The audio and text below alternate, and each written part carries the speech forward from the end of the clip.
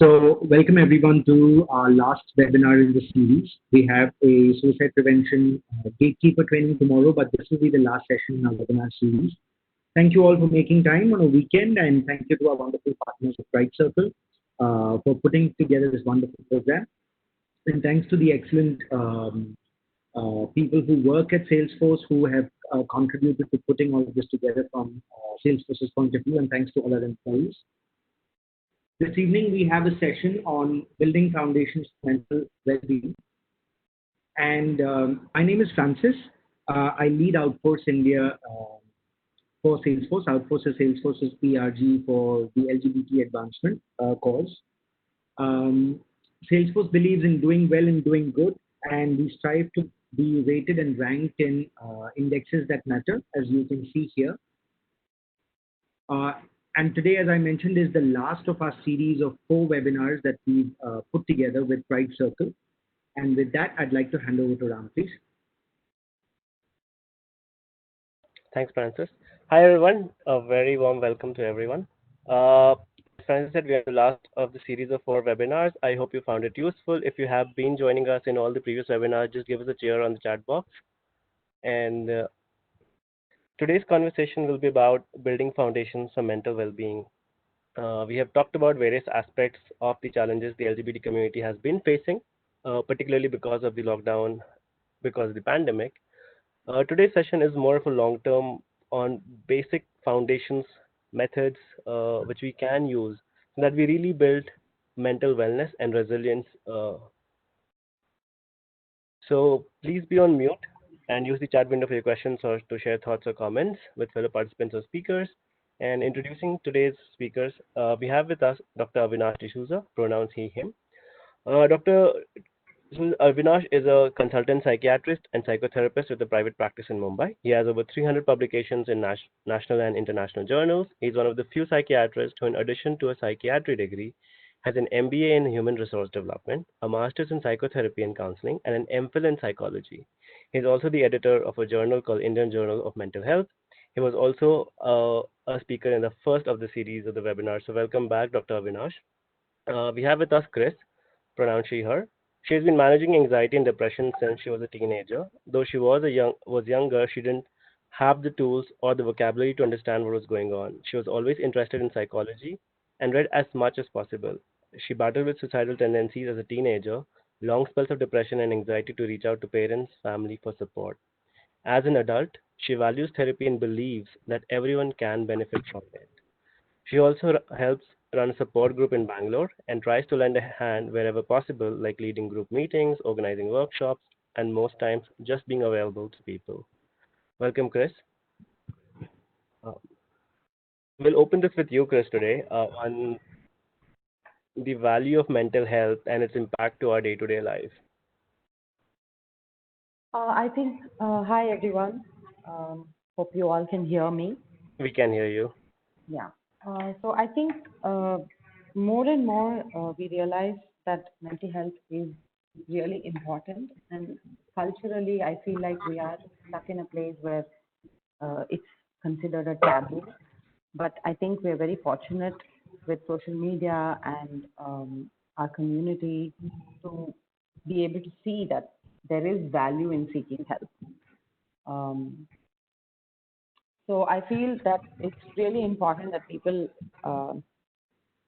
not go into that, spiral of this is bad or I'm stupid or this should not be happening to me, and be able to sit there and accept that we need help and we should ask for it. So before the aspect of jumping into health, and if you can, and you have shared in your bio about your experience, would you be comfortable sharing a little bit more about it? Like, what are the various resources you use to seek help, and what was your journey in that? Yeah. So I think when I was growing up, I have a very strange relationship with my family. And we're close, but we're not. So I think growing up, I was very lonely, if that's the right word. So I did go through quite a few years of depression.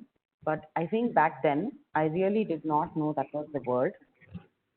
And, the friends around were always talking about, it was always cool to be weird. So, so if I was weird, it was like, okay, I was weird. And it wasn't something that I really thought about. And I almost accepted it as this is who I am. And actually, recently, I went through some of my, old diary entries. And, I've written stuff like, I'm moody and people should accept it. And this whole uh, world of depression or anxiety or any of these things did not even find their way into my world. So I was pretty sucked into the world of depression, and it was very difficult to find like-minded people because either you were thought as someone that was difficult and someone who's hard to talk to, or you were just weird. You were that weird kid that no one wanted to talk to. So um, it took a few years, and I'm really, really grateful to have a good friend circle, and I was able to, talk about it um, and figure it out. But of course, because of my very strange relationship with my family, I obviously wasn't able to. Um, I did not feel like confident or did not feel that I would receive the support if I reached out to my father or my, any other elders in the family. So I kind of had to figure it out on my own, and, you know, with the peers who are also like young people who did not know anything. So we all had to kind of just figure it out for a long time. Yeah, one part is dealing with depression, and the other part is not able to be talked to anyone about it. And somewhere it Exactly. also relates to the whole aspect of coming out as being LGBT, because you know you're different, but you're not able to talk to anyone. There's a lot of stigma for both the topics. What were the some of methods you found, like friends you found, to start building that support externally? One was for you internally, you know that you need to figure it out yourself, but what was the few of the methods when you started reaching out to other people to seek support and build that support system? Uh, to be honest, there is no method to this madness. uh, I have honestly been very lucky to have met many good people, kind people, who never judged, who never questioned me in a bad way of saying, oh, what you're thinking is wrong, or what you're doing is wrong, or what you're feeling is wrong. So a lot of times, I think the people that I had in my life really just heard me out, and that itself was a great blessing. But I think, back then, I don't come from a generation that grew up with the internet. I had internet in my early 20s. So before that, it was there, but it was not the way it is today, right? So if Yeah. if I could go back, I mean, and have the internet, I think the method would be different. But with the resources that I had, I think we just kind of just talk to each other, not knowing, like I could be talking to you, and I might have just met you today, and just hoping that you wouldn't judge me or hurt me or harm me. It was just kind of feeling in the dark and just kind of trying to say, okay, I'm going to talk about this and let's see what happens. And I think over time it was interesting because I'm thoroughly from Bangalore, and uh, I've been lucky to meet so many wonderful people along the way from different spectrum of the LGBT circle, and it really helped to know that there is so much more happening apart from just what's happening to me. True. You also run a support group for LBT persons. Yes. Uh, would you like to So share some about, I mean, unique challenges with LBT population faces, and in the context of mental health? I think for us, Um, see, we have to go a step back and think about it from patriarchy as well, right? Sure. Men or male presenting people have always had the benefit in many ways. As simple as being able to walk out to a store at 10 p.m. in the night and not even think about being assaulted or being followed or being teased, right? So I feel like women and non-binary people, because of the world we live in, there is quite a lot that we have to do to just even step out. And then you add the LGBT to the layer, it becomes a lot more complex. So I feel that there's a lot of fear, a lot of people are, including myself, like, I'm doing this webinar, but I don't know who is listening, or I don't know what's going to happen tomorrow. But there comes step by step, I guess. Like first you're feeling afraid, and then you figure out people that you can speak to or hang out with, or just small things. So I think the biggest challenge with like the community, I guess across the board, is just that fear of you don't look mainstream, you don't talk mainstream. So, there is this big fear of, oh my God, what is going to happen to me, right? I think that is definitely something that everyone faces a challenge with. And that's similar to even the mainstream world, right? Like, I mean, if you just remove the LGBT from the picture, it's as good as you joining a new school or joining work somewhere, and you're trying to fit in. You don't know what people will say, or you don't know how people are going to react to you, and it's all that anxiety that comes in. And it's unfair to think that everything is different. There is some similarities between mainstream and LGBT also. True. I mean, there are a lot of similarities, but because of the unique. Yes, exactly. No, yeah. What I was trying to say is there is that generic anxiety of, am I going to fit in? Am I going to be accepted? And then you add the layer of, I don't look or speak or behave the way the world wants me to because of my orientation, or I don't date the right people according to society. So now what happens to my social currency, right? True. People in the audience, would you like to share like the most common fears, like Chris mentioned? Are those the fears you also face, or is there anything else you want to have like Chris probably throw light on or talk about? Yeah. What are your most common fears? In the chat box, you can comment.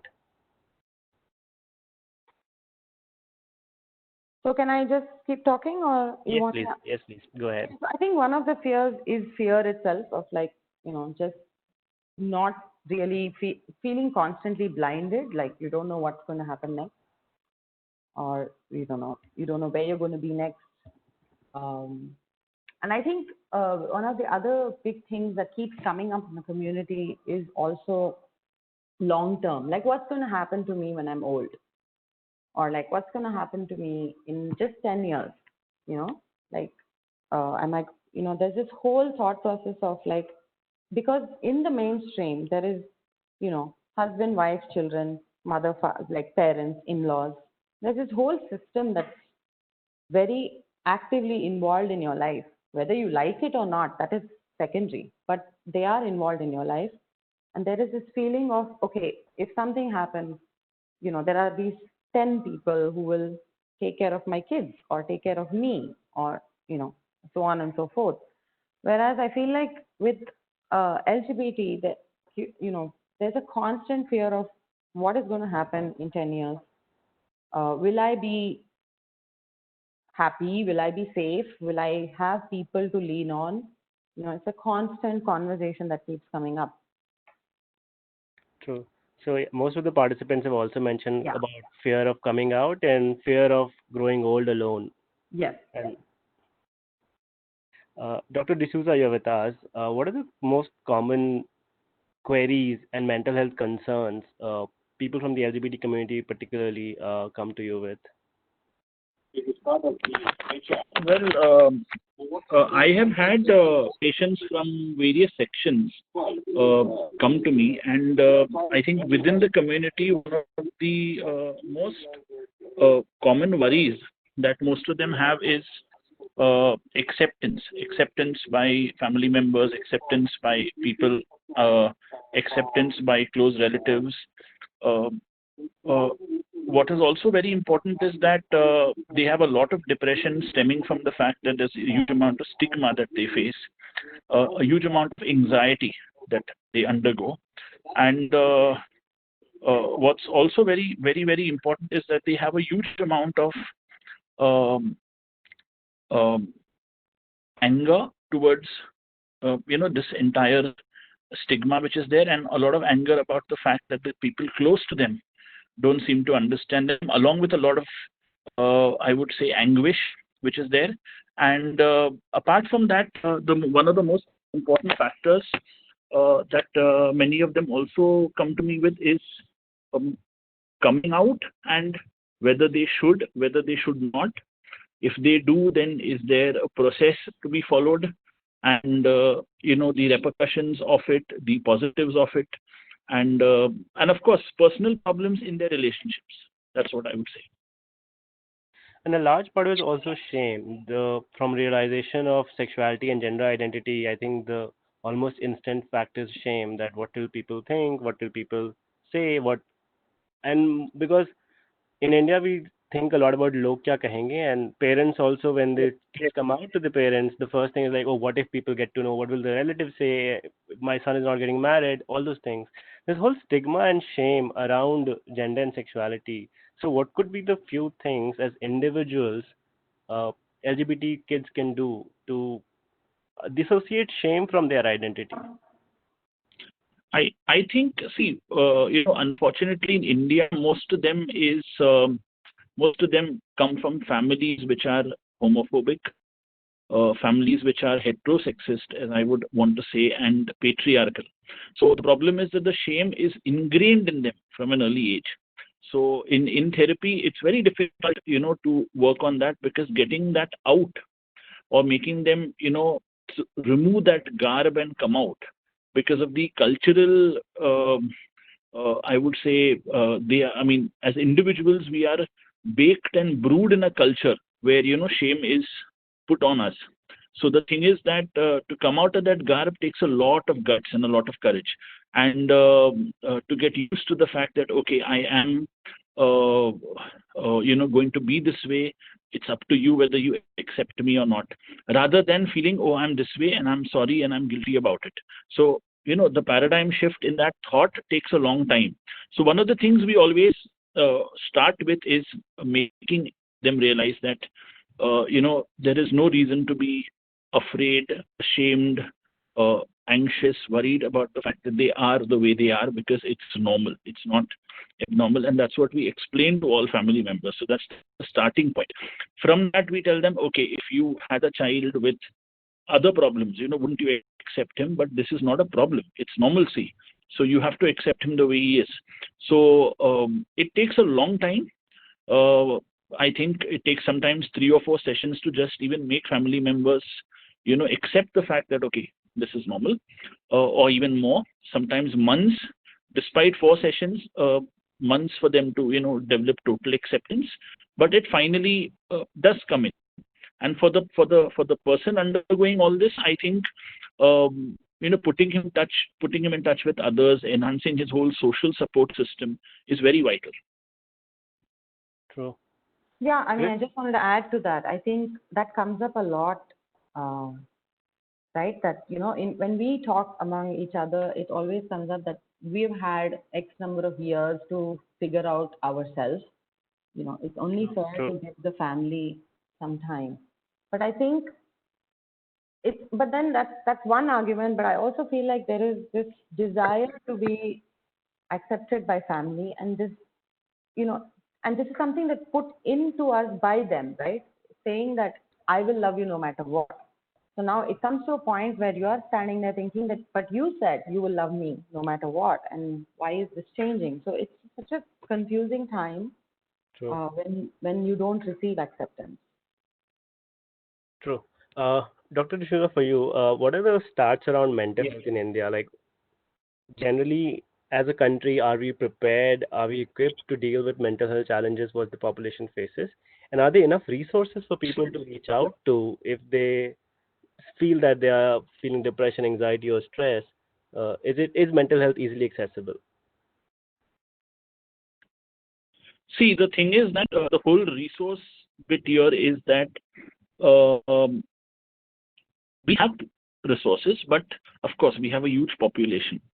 So for a country as big as ours, we have around 6,000 odd to 7,000 psychiatrists, and maybe I would say 12 to 15,000 psychologists. And more so, I mean, I think one psychiatrist or one mental health professional caters to around 50 to 70,000 of the population. So that's quite a huge discrepancy. What also does happen is that people don't seek help. So the additional barrier is, of course, the stigma. Uh, the statistics are very high. So, there's a lot of undetected cases that are. So if you ask me, 1 in 3 people are probably depressed. So I always jokingly tell people, look to your left, look to your right. If both are happy, then it's you. So that's one. And the thing is, 1 in 5 are probably anxious. 1 in 6 or 1 in 8 definitely have some other major psychiatric issues. So it's huge, but help may not be sought. So we don't know about exact numbers. The other thing is that also I think one of the things that comes up is the concept that, okay, I go to a psychiatrist or a psychologist only when I have a mental health issue. It's something that has to be done away with. I always say you can come and discuss normal problems with us. You don't have to have depression to meet us. You don't have to have anxiety to meet us. If you're having a problem in a relationship and you want just an opinion from someone neutral, please come. If you're having a problem with your parents, please come. If you're having a problem with your friends and you want to discuss it and get some scientific, honest, neutral opinions, please come. So you don't have to fall ill to go to a psychiatrist. So that's another misconception that's there. So suicide rates are very high, and it's well known that suicidality in members of the LGBTQ plus community also come up due to various mental health issues that surround them. And it's something that is not adequately addressed always, I feel. So, and one of the main reasons, I think one of the main statistics which will matter here on this forum also is the need for having LGBTQ plus friendly mental health professionals, which is, I think the numbers are very, very low in India. True, that's a very important point to have LGBT plus friendly counselors. For everyone on the call, just on the chat we have mentioned, we're doing a weekline LGBT friendly helpline counseling. So 6 p.m. to 10 p.m. It's available. The number is 804709637. Please do call, reach out if you need to talk to someone. Also, please share with your friends and family who may use this service. This is free of cost. The question then is, like, if there's so limited resources, like if there's one person who is dealing with, let's say, a population of 50,000 to 70,000 people, what are the common resources available for people in the day-to-day life where they don't need to go to a professional? What could be alternative to a professional? I'm not saying that a professional is not required, but just the paucity of resources. One of the key things we tell people is please talk. Talk to anyone you trust. Sometimes just the emotional outlet of speaking helps more than anything. Even coming to me, I have a lot of patients who say, okay, I've sat with you 1 hour and spoken, I feel so nice. So it's, please talk about, what's the issue. So talk to a family member, talk to a friend, talk to an elder, talk to a cousin, talk to whoever you want, but talk. And if, yes, the need arises that that person can only listen and he probably can't help you, which may happen, then you seek help from a counselor who is, adept at handling these issues. One of the things I tell everyone is, when you visit a counselor, when you visit a psychiatrist, please be very frank and tell them that, okay, I have come to you with these issues, and these issues are, issues that probably concern me, and because I am part of the LGBTQ plus community. So are you adept and are you confident of dealing with these issues? And also, are you, what are your views about handling patients that belong to this community? And are you sort of, in a way, trained or experienced in handling these patients? and only then probably proceed. So, so that you don't meet disappointment. True. There's a question for you that what is the stand you can take as a mental health practitioner when you know that the parents are being abusive towards a client who has come out to them? So it could be a person who reached out as being LGBT and the parents are being abusive. So how can a mental health practitioner support that individual? See, one of the things is that I always carry a copy of the court order about Section 377 being, decriminalized and it not being abnormal and not being a disease. And the Indian Psychiatric Society's entire standpoint on the fact that homosexuality is not a disorder.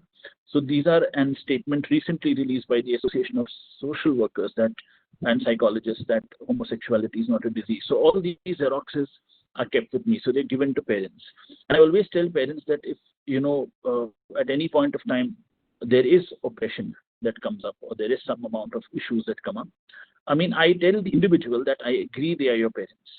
But this is similar to, child physical abuse or child sexual abuse. But yes, it's happening to you now as an adult. You have to stand up. So if it means that you have to go and complain, you have to go and complain. If it means that you seek help from a non-government organization or a support group that's ready to work with you in this area, you need to.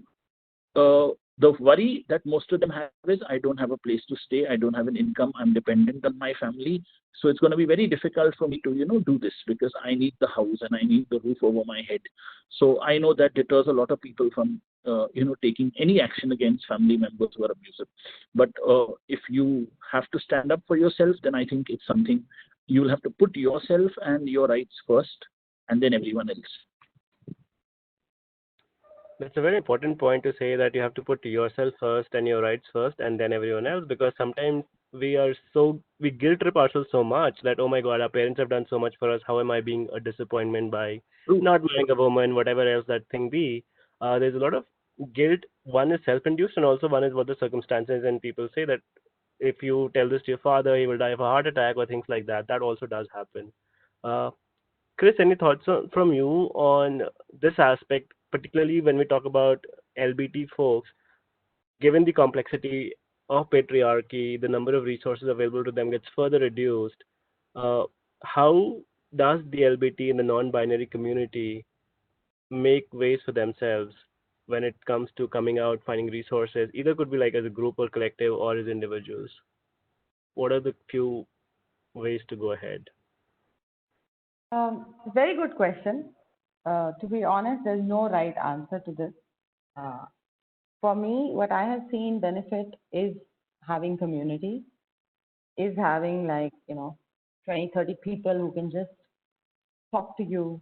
And right now the support group is online. So we do see a lot of conversations around coming out, conversations around feeling, scared to talk to family, conversations around feeling uneasy to talk to your boss. I think one of the first things, like Dr. Avinash said, is just reach out and just talk to someone. And I think right now we are very lucky to have a well-connected network in Bangalore. I can speak for Bangalore because I'm here. That a lot of people can reach out to many more people, So I think the first thing would be to reach out, just start talking to people.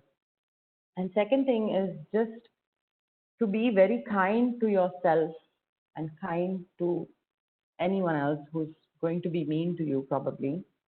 And people are mean. And I'm sure we have been mean at some point when we were kids or whatever.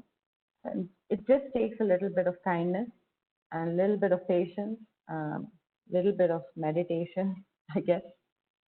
Yeah, and honestly, it just comes down to how you're feeling and who are the people around you. And if you're feeling like really horrible and if you're feeling confused, then it's better to slow down and just relax and talk about it to as many people as possible, and then go forward. I guess those are the two things. But also the culture makes being mean is being cool also, right? There's so many instances where you show like you give a burn dialogue or bitch slap somebody or things like that. It becomes so cool to be mean. So how do you break out of that? I think it took me years to figure out that mean is not good. Um, it's just a motion of life. To be honest, when you're early 20s and you're just figuring stuff out for yourself, it's not just your sexuality. I guess you're also trying to figure out your rest of your life. There's a lot of pressure on what you're going to study, what you're going to do. What is your person? Who are you?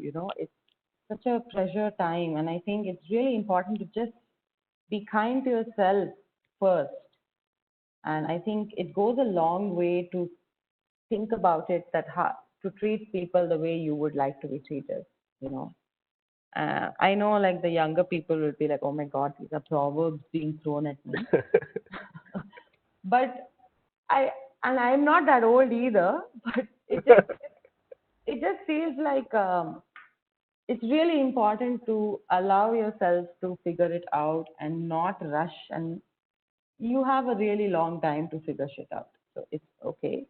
Like, let's relax and let's, take the motions of life. I mean, obviously being mean is not acceptable. And I think that is changing. I feel like in 2020, and if you look at social media and how things are, being kind is, coming back into vogue.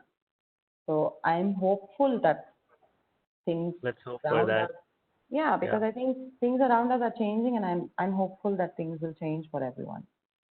Dr. Avinash, this is for you. Should one rather seek acceptance from the family or let them be in denial? So probably someone came out to their parents and definitely didn't accept it, but they ignore the conversation. They don't talk about the whole aspect of being gay. They just don't encourage that conversation at all. It's just no conversation about it. Should they still pursue to kind of have a closure with their parents, to explain it to them, or let them be and find the peace without acceptance? Okay, I'll answer this way, that in my experience, I've had three groups of parents. One is a group that is open and accepting, and it takes a few weeks to a month maybe, but the acceptance comes.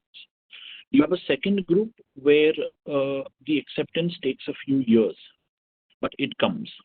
And you have a third group where the acceptance doesn't come. So if you don't hit that early acceptance, I think let time take its course. You chart your road out, you chart your future out, you chart things out. If it even means that out of family shame, they want you to move out and they behave in that manner, you may have to at times.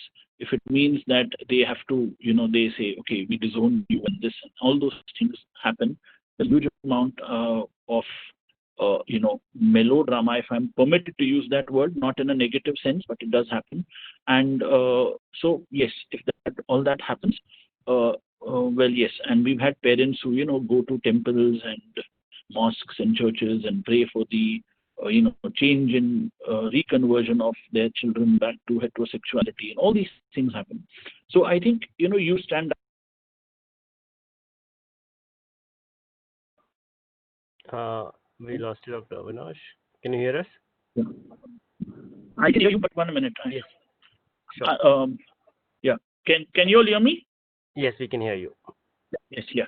So one of the things that I think, you have to accept what you are. Be with a group of people that like you, accept you, adore you, keep you. And over time, I think with the changing times, acceptance, I think, will come in. So, and I mean, it's very sad, but till a few years ago, I mean, we had parents who used Section 377 very spitefully to tell their children that what they're doing is criminally wrong. And post the Supreme Court judgment and post that, I've had some parents at least who now, have developed an acceptance because they found the media coverage and a huge amount of. And similarly, also I think once their children do well in life, they achieve something career-wise, they achieve some status in society, and they find the society accepts them. I think parents then come around over time. Within the mental health practitioners, is there a subgroup within that, some who are trans friendly and some who are LGBT friendly and some who are neither, or a mix of it? Is there a different approach to the whole aspect of transgender persons compared to LGBT persons? Is there more understanding of gender identity within the mental health practitioners today compared to sexuality? Okay. Now, what I will see convey here is that there are two groups of mental health professionals. By and large, I think 90% of them definitely accept and say that yes, belonging to the LGBT community plus community is not a disorder. So that's there. But saying that, I think we have only 10 to 20% of mental health professionals, psychiatrists I can vouch for, and I think maybe 30 to 40% of psychologists that cater to mental health issues that concern the community. So they may very often tell you that I don't handle, cases belonging to the community because I'm not equipped, or I don't know whether it's their, they don't take up those cases, or it's a personal inadequacy on their part, or it's the lack of training or lack of experience. So they don't take up those cases. They would refer to professionals like us. But let me tell you, more than just mental health, I know we're talking about mental health. The wider section that has to be educated is all doctors, because I find a lot of repugnance coming in from doctors that belong to non-mental health specialties. When we refer a patient for, say, a gynec checkup, or we refer a patient for an endocrinal evaluation, or we refer hormonal evaluation, or a patient is referred for some kind of surgery or procedure, they are not very well equipped to deal with clients and patients that belong to the community. So they need to be trained and sensitized, as to what to say and how to say and whatever. Also, very, very important thing is that I think my exhortation to everyone here is that when you do visit a mental health professional, please be very frank and ask him if he is equipped to deal with your problems. Because there are very few people who deal with both. But if you ask me, I think the number of mental health professionals dealing with trans issues, it depends again. There are mental health issues related, with trans, or there is issues related to the sex change and multiple other things that come up. That I think many mental health professionals do take up. But personal mental health issues, there are very few who are adept and trained at dealing with. So that would be my take. Yeah. Thank you for sharing that. Chris, this is for you. If a person does not have a friend circle who gets them, right, and does not have access to a lot of support networks also, what could be some things they can do to keep going, to find that support, build that network, how to go about it effectively? The question is that. So a person says that I'm an autistic, closeted queer person. I find it difficult to access queer helplines even more, nor do I have privacy to get help, nor friends who get me. So what would be your suggestion to them? Hi, Jayashree. Sorry to hear about your situation. I think, again, it comes back to, for us, in our experience, what has worked is community. Finding someone in your city or in your location closest. But otherwise, honestly, you have the internet. You have a lot of webinars like this, a lot of people doing a lot of interesting, valuable work on the internet. While you may not in all situations be able to participate, but it is a great way to understand yourself, learn about what's happening with you, learn about similar people that are around the world. And today we are so lucky and privileged to have that access, by a simple Google search, and I'm sure you will be able to find a lot of information. That is one. If you're not able to have the privacy to be able to go out and get help or any of that. But second thing is, in some time, I do hope that you would seek out a good mental health professional, because like Dr. Avinash here, they're all connected to each other, and they will also have access to support groups that you might not know of. So it's always good to try to do that. But I mean, those are the first two things I can think of right now, but you cannot give up hope as well. And there is a lot that the internet can offer, and I would suggest that you try to start seeking out some webinars and conversations that you can find. Thanks, Chris. Dr. Avinash, this is gender affirmation surgery. So, question for an individual is about they're having thoughts about going through it, but is it generally advised, like a particular age range or a particular time in life, they should go through that? Are there any modalities around that? Like, what is a good time to really go through a gender affirmation surgery? Well, I think it's a very broad question, and the simple thing here is I think it varies case to case. So you have to consult a psychiatrist and undergo an evaluation. We have to make sure that it is gender an issue which involves gender identity, or is it merely dysphoria, and that is just a little disturbance with belonging to the gender versus someone who doesn't identify with the gender and actually would need gender affirmation surgery. The other issue is that you would also have to undergo a lot of physical evaluations. A team of doctors would have to evaluate you, ranging from the hormonal specialist to a gynec to a urologist to a plastic surgeon to a psychiatrist. Because while we may assess the mental health aspect and certify you fit, they would have to assess the physical aspect, also plan out what kind of surgery you would need, and pre and post surgery you would need mental health help. One of the things we also suggest for a lot of clients is that you cannot go into gender affirmation surgery directly. You would have to probably even at times try and see how life is as the opposite gender for a while. We're not necessarily prolonging this for years or months, but for a while. And the number of questions related to that will be asked. We will assess. There are guidelines for all this which have been given by associations to deal with these issues. So we follow those guidelines very strictly. And only then it is decided. The age is obviously post 20. At least it's never going to happen before the age of 20, because we feel the individual has to develop, puberty has to be fully attained, a certain amount of maturity with regard to decision making has to also be there. So it generally would happen post the age of 20. But having said that, it varies case to case. Thank you for sharing that. There's a question on ethics of practices involved, and the person says that our psych teacher mentioned about a guy who volunteered to come in for conversion therapy because of the background the individual came from, and he insisted on being fixed and ended up going through ECT. So is it ethical to continue this practice even though there was consent involved?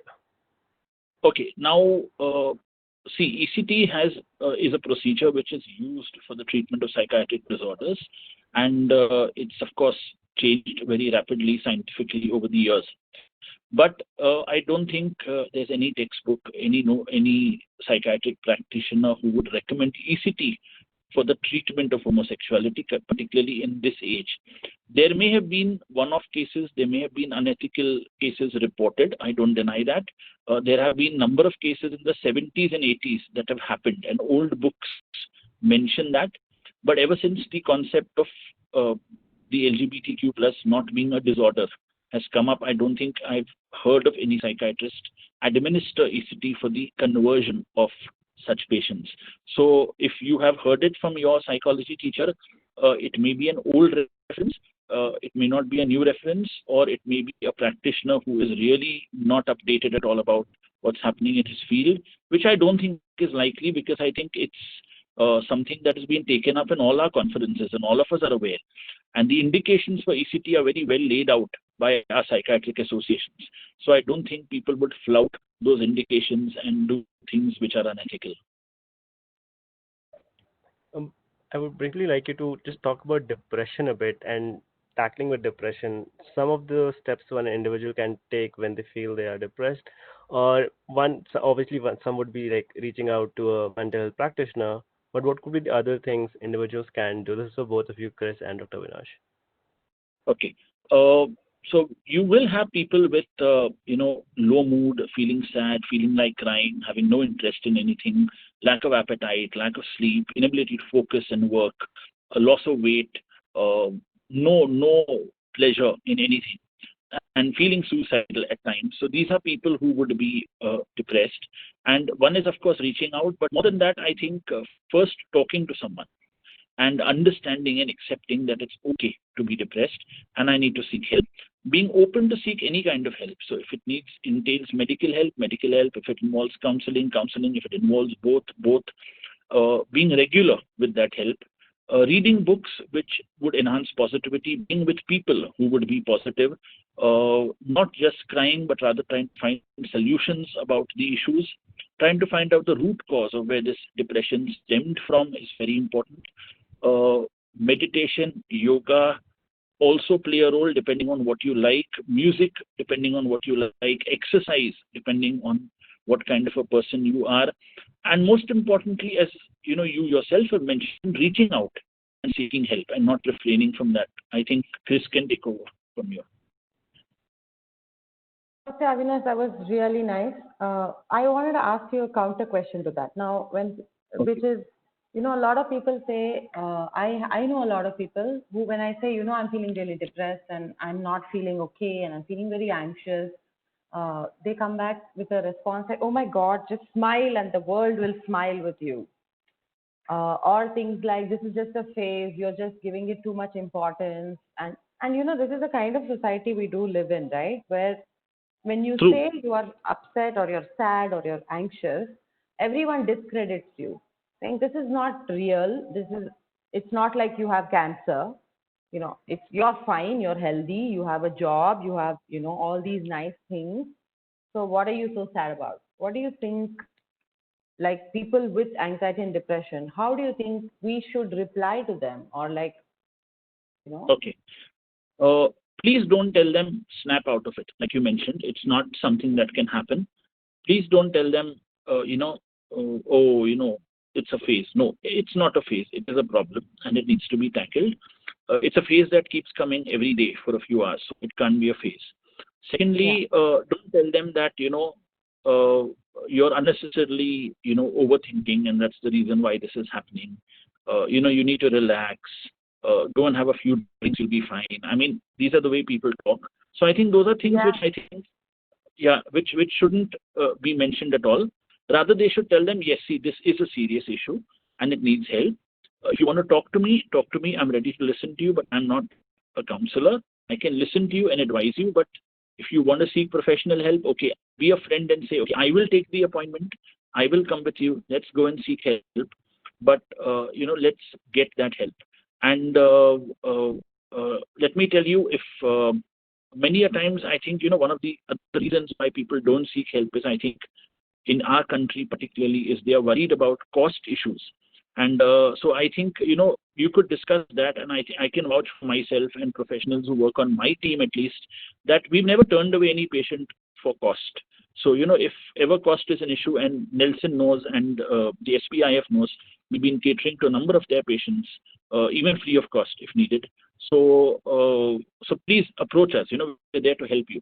Most importantly, I would also tell people that, don't tell them that, all you need is a good night's sleep and, you sleep over this, you'll be fine.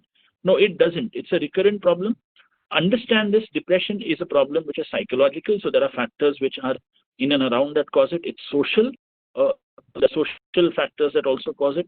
And it's biological. There are chemicals in your brain that go up and down. So it's a biopsychosocial problem and you can't snap out of it. Yeah, thanks, Dr. Avinash. I think Ram, I think we both have similar thoughts. I think seeking help.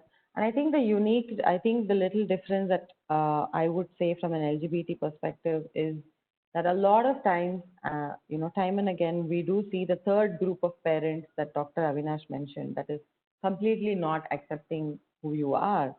And, it really becomes important for us to focus on, our friends. And I prefer to call them my chosen family, because they are my family, because my family has not been the ideal family probably, right? So I would suggest that don't disregard Make your own family. Yeah. I mean, a lot of us are also taught in a way, right? In childhood, friends will not stay with you forever. You have to get married. Your husband is the one who will stay with you. A very common thing is if your friend is jumping in a well, will you jump too? Exactly, right? If your friend is jumping, will you jump? All these things, and we're constantly taught that friends are not important. But I think time and again, India, globally, everywhere, friends are a very big part of our life. We do, and especially in an office situation or whatever, we spend 8-10 hours in an office. So, you are spending a lot of time with these people.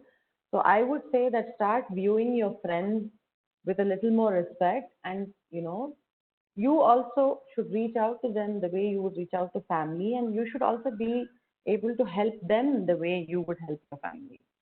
And that we should really elevate a friendship and give it that importance and accountability. It's not just that, oh, I'll just have a few beers with you on the weekend, and if you're upset and sad, I don't want to talk to you. Um, and I think we really need to, I think that's something that everyone can take from, that we should start treating our friends with a lot more respect, and not from a respect from a person perspective, but from a relationship, that this is an important relationship. I value this person in my life and they value me in their life, and we should together try help each other. True. I mean, you mean prioritizing friends and taking time out to meet and things like that. So Yeah. you don't take friendship for granted. Yeah, and don't go out drinking. I mean, drinking is great. I'm not saying no to, going out and whatever. But when you're having a problem and when you're really feeling vulnerable, take that effort to have a coffee or invite them to your house and have a really good chat about it. Because what happens in a pub or any of that situation is very distracting. There's music, there's whatever, and then True. and this whole idea of have a drink, everything will be okay, it just keeps coming back. And I think we need to also think about different ways of interacting with our friends and not just keep it to a social setting, like we should do other things together, maybe go for a run together, True. or I don't know, I'm Yeah. sure we can find common things. So I would just want to add one thing here to what Chris said, that please don't impulsively drink when you're depressed. It's very important. A lot of people think, oh, I'll get drunk, I'll be fine. Or even for that matter, I mean, I will take the liberty to say, please don't get sexually impulsive. True. A lot of people think, okay, maybe, I probably need to have sex, I'll relax, I'll be fine. I mean, no, don't get into that kind of a mode, because it then becomes a habit. And then it would lead to either multiple one night sexual escapades with, no relief, and then guilt post that, or you become a habitual substance abuser, which we don't want. Yeah, great point. And that's something, Dr. Avinash, if you see, I mean, I'm sure you know, but globally, that's something that affects all young people across the board, right? Like when you're feeling sad or whatever, your peer pressure comes into play of like, let's go and have a drink, or let's go and do this and everything will be fine, or like, it's very common thing that is told, I guess. And I think it's important to realize that when you're having a serious issue, to recognize that you need to tackle this in a different way, and like I said earlier, slow it down, relax, and just think about it. And I think keeping a diary or writing stuff down also really helps, if anyone writes that. Yeah. Quick couple of questions have been coming up in the last few minutes. So, is depression something we can completely come out of over a period of time, despite help and having phases of being able to recover and be able to take control of my actions versus being controlled by emotions and feeling overwhelmed? I still stumble upon moments where I question if I've actually recovered or not. How can someone who has been recovering from depression distinguish between feeling sad and falling back into depression? Okay, one of the things here I will say is that, one of the major reasons why people stumble back into depression is they don't follow up for maintenance counseling. So very often they come to me, I would give them medication for a 2 months to a 1 year period. They come in for counseling for 3 or 4 months. They meet me regularly. But the moment they recover, I always tell them that, do come in once in 2 months to just evaluate how you are. And do you feel that there are certain things in your life that prick you and cause you a problem off and on? Do come in. But I think people don't come into psychiatrists when they're normal. They often feel, oh, it's only when I have a problem I'll go. So I always say it's like a maintenance, therapy. That okay, it's like servicing a car. I mean, I'm not making a very good analogy, but it's like you need to go in for that regular mental health checkup just to see if everything is fine with you. But people don't do it. Another question. So while Hey, counseling, Ram, can I just add to that? yes, For yes, that please go ahead. question? Go ahead. I think for me, from my experience, I just feel I know that things are different. They're not the same. For example, like if there was a task that I was not able to do, in my last spell of depression, but I'm able to do it now, it's a good sign for me. Like, for example, I have struggled waking up in the morning. I because it's very easy for me to stay in bed, you know. So if I'm able to do that consistently, then I know I'm getting better. I mean, that's my personal way of figuring it out. So, I mean, if you're feeling like, I just feel that sometimes it just takes just a little bit of effort to just keep a note of what's going on with you and also see for yourself that you are improving. And also the same notes, like Dr. Avinash said, can also help your doctor when you go in for a session, that you can also see a clear progression. I think what we tend to do is forget that we have been doing well, because that's also something culturally and around us we are not told to appreciate. We are not told to, acknowledge that we have done well, especially in such a situation. True. Last question. There is still some support for seeking counseling and talking to someone, but when it comes to medications for mental health, uh, even parents may treat as like it's equivalent to taking, someone says, equivalent to taking drugs like weed. So, how do we break that barrier where one can seek medication for mental health? Well, I think the key issue here is that medication has to be judiciously administered by someone who knows what they're doing. Uh, since you brought up views, I would want to tell everyone that please do not move towards recreational weed use as a cure for your depression, because it doesn't help. It ultimately gets you addicted to weed in the long run. What's very important, and then weed addiction has its own complications. So do seek help. We have very good medication in 2020. So I mean, it's something as a psychiatrist that I should lighter way. In 2020, we can't make you happy, then it's a shame on modern medicine. Absolute last question here. What are the methods are in place to check that doctors and psychologists are following the guidelines? What training is available for them to update their skills and worldviews? And is there any way this information is made available so as a informed one can make an informed decision when they're choosing a mental health practitioner? Is there the telltale signs for an individual to pick up that someone who is aware and is up with the times? Well, I think what you need to do is these guidelines are freely available on websites of various organizations. If Ram can put up my email address on the group, people can write to me and I'll be more than happy to send them. The other thing is that you can ask your practitioner. See, today we're in an era where patient-doctor communication is vital.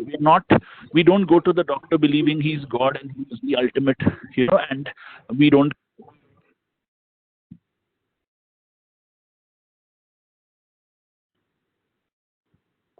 We're not able to hear you, Dr. Avinash.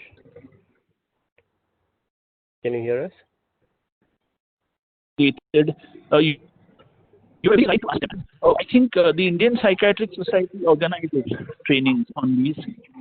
We have the Indian Association of Plastic Surgeons, which organizes a number of training workshops on gender affirmation, surgery, and its mental health issues.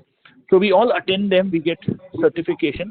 We don't have a specific body that certifies us for LGBTQ plus issues per se, but I think that's more of personal experience. One thing I would want to tell you, there's an association called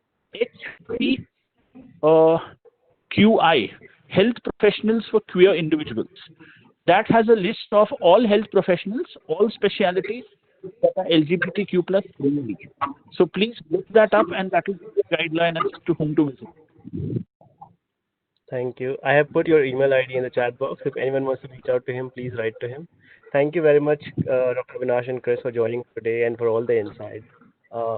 Thank you, everyone, for joining in for this series of webinars. Over to you, Francis. Thanks so much, Ram. Thanks, Dr. Avinash. Thanks, Chris, for a very insightful and stirring conversation. Thank you, Ram, for your very expert moderation as usual. We're looking for feedback on this event, please. So this is the short URL. It's sfdc.co/queer-mental-health. Please mind the capitalization. We also have a program website that's a work in progress at this moment. It's the pridecircle.com/outforce. We'll have all the recordings from these sessions put up on that website in the next week or so. So please stay tuned. I invite you to visit trailhead.com if you have some free time, if you're in lockdown, or if you're working from home for the rest of this year. It's a great place to learn Salesforce skills. It's also a great place to learn about leadership, management, and equality. Finally, if you've been affected by this lockdown, if your jobs have been affected, or if you've been furloughed, or if you've had to take a pay cut, know that companies like Salesforce are recruiting. And here is the only link you'll ever need to know. It's sfdc.co/key-links. Please note the capitalization. All the links that I talked about earlier in the slide and in this presentation are all captured here. With that, thank you, everyone, and have a good evening. Thank you, Ram.